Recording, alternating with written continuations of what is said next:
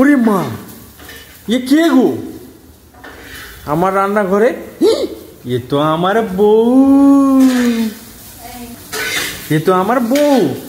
বাবা, আজকে তুমি কি সাজে সেজেছো গো? ওহো, রান্না করছো না এখানে ফিল্ম শুটিং করছো তুমি?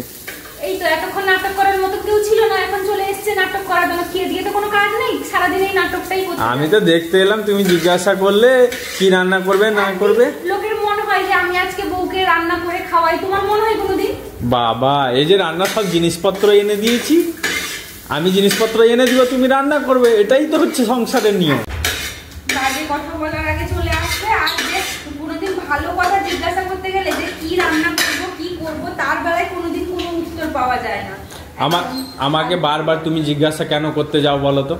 তুমি জানো না কি রান্না করতে হবে? এত যে ব্যাগ ভর্তি সবজি নিয়ে এলাম কালকে বাজার থেকে, দু হাতে ধরছিল না, কতগুলো টাকা দিয়ে।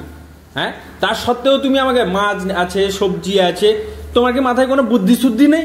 কি রান্না করে খাওয়াবে ডেলি ডেলি? দেখো আমি না এখানে প্রতিদিন আমি এত বলতে পারবো না।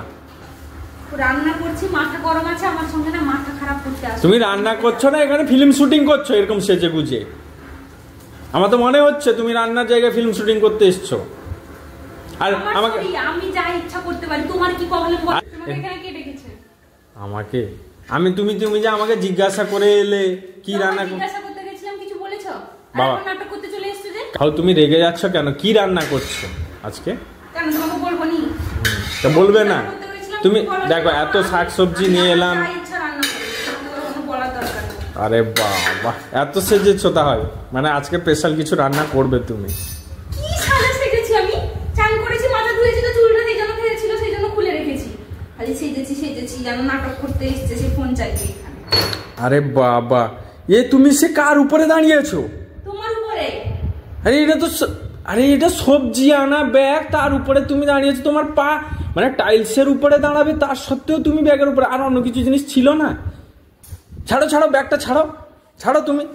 কালকে যখন যে বললাম যে একটা জুতো আনো, তুমি এনে দিলে আমাকে। জুতো কি দরকার? টাইলসের উপরে দাঁড়াবে, আবার জুতো দরকার? দাঁড়িয়ে রান্না করো না। আমি যে দাঁড়িয়ে আছি। তুমি দাঁড়িয়েছো শুধু 2 মিনিট 4 মিনিটের জন্য, বাকি তো গিয়ে চেয়ারে পা তুলে বসে যাও।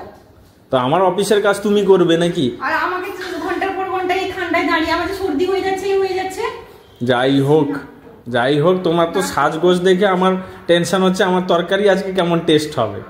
আরে তোকে না এখানে মেরে ফেলবো আমি, আমার মাথাটা গরম আছে এমনিতে। তরকারি টেস্ট হবে তো? তরকারিটা টেস্ট হবে তো আজকে? জানি না, ব্যাগ ভর্তি করে আমাকে কালকে খাটিয়েছো, আজকে তরকারিটা যেন সেরকম টেস্ট পাই, ঠিক আছে? সাজলে গুজলে হবে না, তরকারিটাও টেস্ট আনা দরকার। এটা খুলে দে। খুলেও না। এই সব এইটুকু একটা তেলের বোতল খুলতে পারছো না, আমি যেরকম টক করে খুলে দিলাম। মাথায় না বুদ্ধি থাকা দরকার, বুঝলে না?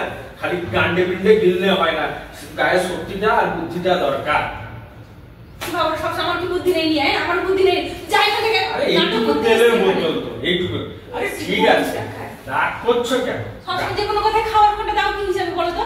কি জন্য দাও খাওয়ার কোনটা? তুমি খাওয়াচ্ছ বলে আমি কোনটা দিচ্ছ না সবসময়। রাগ করছো কেন? আরে গিলে আমার পয়সায় দিচ্ছ, রাগ করছো কেন? আরে আমি বলছি তো, তোমার হাসবে না তো, রাগ করছো।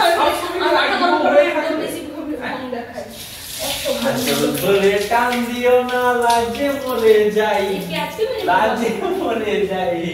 সব সময় তুমি রাগলে হয়? একটু সেজেছো বুঝেছো, একটু রোমান্স তো জায়গা দরকার। সব সময় রাগ করো না, আমাকে মনে হয়